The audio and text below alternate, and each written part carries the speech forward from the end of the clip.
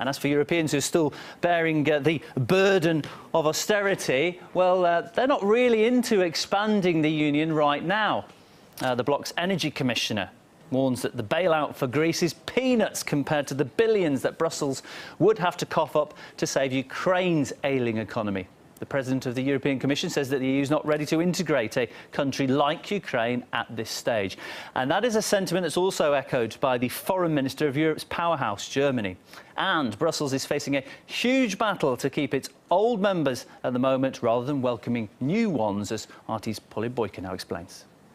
Less than a month ago, a Eurosceptic earthquake rocked the European parliamentary elections. Anti-EU parties claimed first place in Britain, France and Denmark, leaving the EU's image battered and bruised. Now one man wants to give the European Union project the ultimate makeover by helping citizens form an emotional attachment to the, let's face it, dwindling EU brand. It's a monumental task. It's distant and boring. Our role is to make it fun.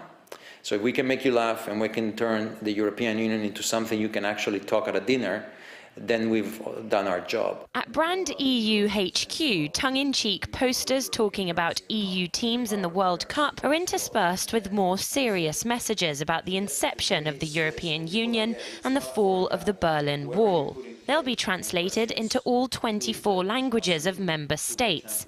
But in the UK, UKIP's European election victory shows that to some voters, Brand EU is past its sell-by date. The problem that the European Union has is that it's a product no one wants to buy, in the sense that it is something of last century, not this century. It's a tough time to be launching a pro-EU campaign.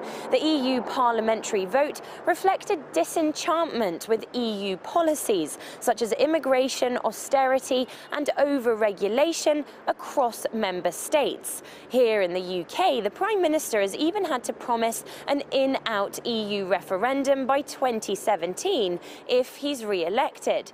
So for the brand new Brand EU, turning the club's image around is a matter of survival. If we don't come together as people of Europe and we start seeing these separatisms in Scotland, for example, or in Catalonia or in Italy, we could see a potential breakup of Europe. It's an independent campaign, which means Brussels isn't funding it, nor do they have any influence over it. But according to the man in charge of the rebranding project, the European Union are grateful for the help. Polly Boyka, RT, London.